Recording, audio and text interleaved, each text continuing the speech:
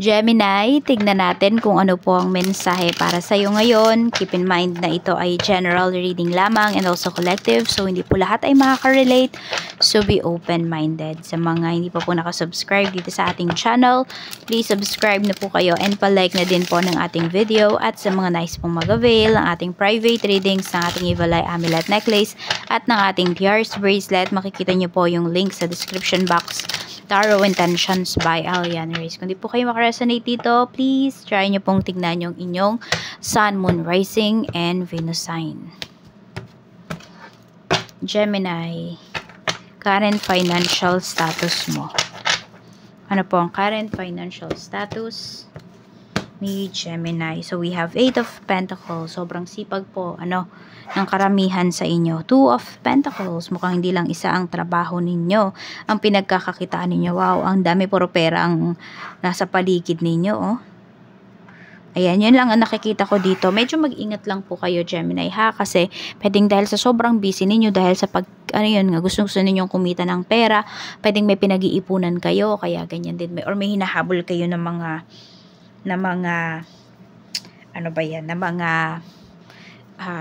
goals. Ayan po, kaya sobrang busy talaga ng iba sa inyo. Pero ang ganda po ng energy ninyo. Yun lang, baka maapektuhan naman yung health ninyo. So, wag pa rin pong kakalimutan yung health, ha. Maganda ba ang kaperahan? Maganda po ang kaperahan ninyo. Pera kung pera ang paparating para sa inyo. But let's see, ano ba yung blockages? Okay, ano ba yung nabibigay mong blockages pagdating sa iyong kaperahan? Okay, we have 5 of Wands. Actually, I don't know kung ito ay blockages, no? Pero nakikita ko kasi, you're very competitive. Siguro yun lang. May mga bagay dito na, or may mga sitwasyon, no, na hindi, parang sobra bang na-challenge ka. Ganun yung nangyayari. Na tipong, hindi mo naman na kailangan dagdagan pa yung mga kaisipan mo. Pero ayun yung nangyayari kasi you're very competitive. Ang lang sa'yo talaga, Gemini, is hindi ka nagpapatalo. Ayan, meron kang ugali na ganun. Hindi ka nagpapatalo. Lalo na syempre kung alam mo na nasa tama ka. Kaya lang kasi minsan yun nga, nagiging blockages siya. Kasi dumadami yung mga, naiinggit sa'yo, dumadami yung mga nag-evil eye sa'yo. Kaya kung napapansin mo, baka nitong mga nakakaraan is may mga projects ka, may mga actions ka, mga goals ka nga na hindi nangyayari. Kasi, yun, may mga nag-i-evil eye sa'yo. Check po natin sino ba yung mga hadlang sa iyong kaperahan. Tsaka bakit.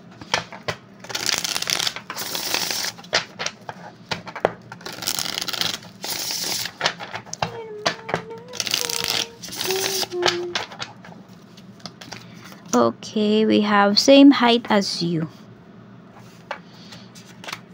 Scar. We have white American. Sa ibang bansa ba yung iba sa inyo? We have square face. Ayan po. Ayan yung tao, no? Na nambablock ng iyong kaperahan. Yung scar na to, pwede kasi na more on nag-mark yung scar na sinasabi dito, more on hindi siya talaga peklat, ganyan. Ang nakikita ko dito, someone na nag-mark sa life mo. Tignan natin. The Hermit. So, parang di ka na kinakausap kasi nung taong to. I don't know kung karelasyon mo ba to, naging karelasyon mo. Knight of Swords. Temperance. Parang umaasa ka pa rin yun. Yun yung nakikita ko dito. Okay, umaasa ka pa rin dun sa pinangako nung taong to sa'yo. Umaasa ka na magme-message siya or magre-reply siya sa'yo. Pwedeng ito ay about love. Some of you naman, pwedeng baka may pinangako sa'yo yung tao na to. Oo. Meron din ditong pinapakita, pwedeng hindi mo pa namimit yung tao na yan, pero napamahal na yan sa'yo. Or umasa ka na dyan sa mga pinangako niya sa'yo. So, mag-ingat lang kayo ha, kasi baka mamaya, kung hindi nyo pa nakikita yung taong to, Gemini, yung kausap nyo pala na yan, hindi naman pala yan yung kausap po talaga ninyo.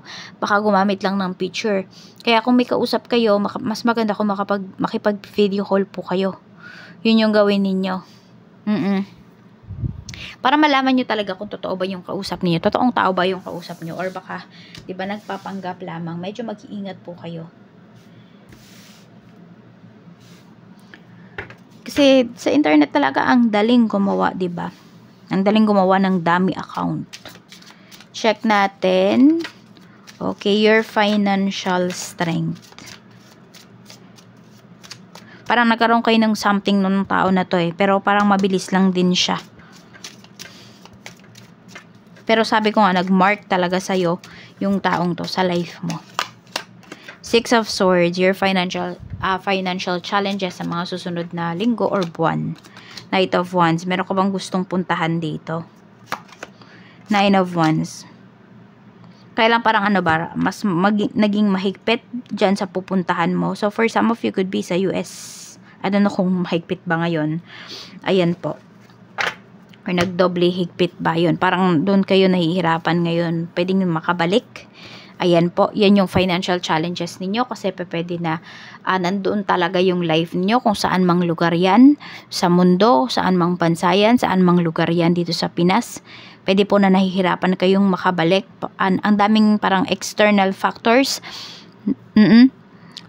Diyan sa ninyo, pagbabalik po ninyo. Kaya kayo ay nahihirapan. So, naapektuhan din yung financial ninyo kasi pwede po na yung negosyo ninyo, kung nasaan man kayong lugar ngayon, ay wala dyan. So, hindi nyo magawan ba ng solusyon kung nagkakaroon ng problema. Hindi nyo matutukan kasi nga nasa ibang lugar yung iba po sa inyo. Ganon yung nakikita ko dito. Kaya, ayun, pwedeng bumababa yung sales, tipong ganyan. Tignan natin.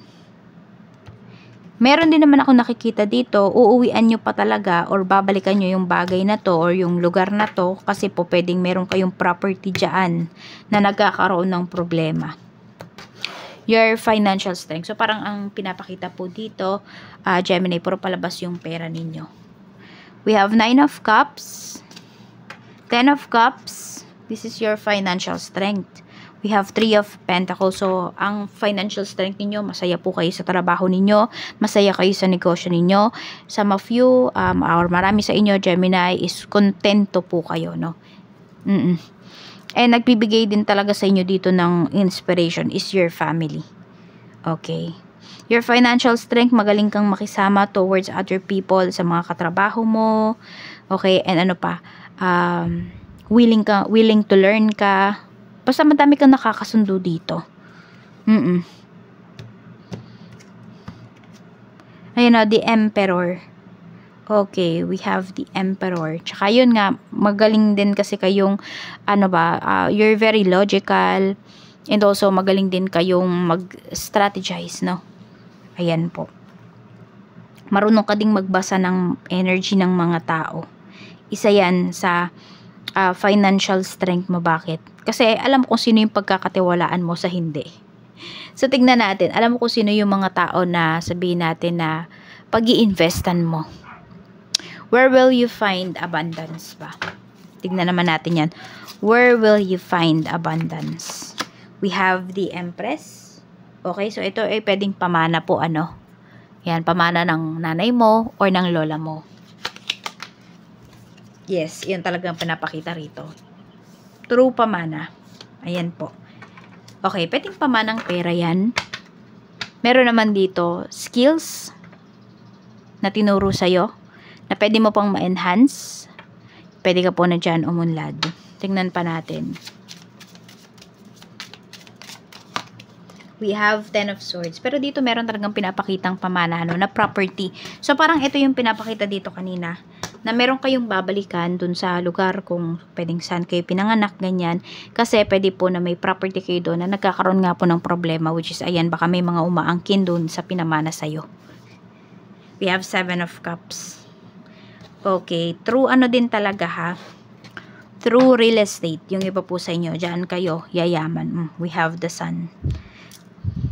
Pero pinapakita rin po rito, ano ba yung dreams mo? Ano ba yung pangarap mo? Tignan mo rin yun, Gemini, kasi hindi pa daw uli yung lahat. Yung iba sa inyo, sinasabi ninyo, kung senior na po ako, or nasa 50s, nasa 40s na po ako. You have time, di ba? You're still alive. You still have time para tuparin yung mga gusto mo. Diba? Para i-grab yung mga opportunities na hindi mo nag-grab before, na pwedeng lumalapit ulit sa'yo ngayon, or nagbubukas yung opportunities na yon para sa'yo. It's not too late para mangarap. Yan yung sinasabi sa'yo dito. Okay, will money be coming your way ba? Soon. Pili po kayo 1, 2, or 3. Kung meron kayong hinihintay dito, papeles ba yan? Kaperahan, tignan po natin. Okay, sa pumili ng number 1, tignan natin.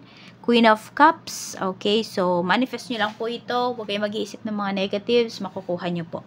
Ayan, so more on emotions kasi ang ano dito, ang kalaban po ninyo. Sige, tignan pa natin. 4 of Swords. Okay, kalmahan nyo lang po. Ma-receive nyo rin yan. Pwedeng in 4 months time or 4 weeks to 4 months ma-receive nyo yung hinihintay nyo na ito, nakaperahan. Si number 2 naman, we have 3 of Cups. Yes, there will be celebrations na. Malapit na po. Ayan, ma-receive nyo na po yung kaperahan na hinihintay po ninyo. Si number 3, 6 of Cups. Okay, tingnan natin. Ito mukhang matagal na. Okay, matagal na to eh. Parang parang pinapaasa na lang kasi yung iba sa inyo. Ayun yung nakikita ko. Mukhang magaling kasi makipag-usap tong kausap ninyo. Magaling siyang magsalita, ganun. Baka napapaikot na lang po kayo nito. So, pag-isipan nyo po mabuti kung hihintayin nyo pa ba kung ano man yung pera na yan. Kasi nai-stuck kayo eh dahil dito. Parang hindi kayo makausad because of this. Ayun o, may pagbabago, nahihirapan nga yung iba sa inyo. So, may mga humahad lang po talaga dito sa ninyo ha, sa pag-unlad po ninyo. Ayan, may mga tao dito na ayaw kayong pakawalan. Katulad nito, kung may nangangako man po sa'yo dito, 'di ba? Ayaw niyang sabihin na hindi talaga siya kunwari, hindi talaga niya mapoproduce yung pera na hinihintay mo. Or hindi na talaga siya magbabayad. Pero hindi niya sinasabi yan sa'yo para hindi ka din makausad. So, meron dito, 'di ba? Kung parang ganito, dahil hindi siya masaya, dapat hindi ka rin maging masaya. Ganun, meron ditong tao sa life mo na ganyan. Gemini. So, naku, alisin mo yan sa life mo. And you should start over na. You should move forward and start over na. Ayan, may stability po na paparating para sa'yo. Claim mo na yung positive energy na yan. At kung meron ka man nga pong problema sa mga properties mo, ayan, sinasabi rito na maayos siya. Yan lamang po. Maraming salamat and more blessings to come.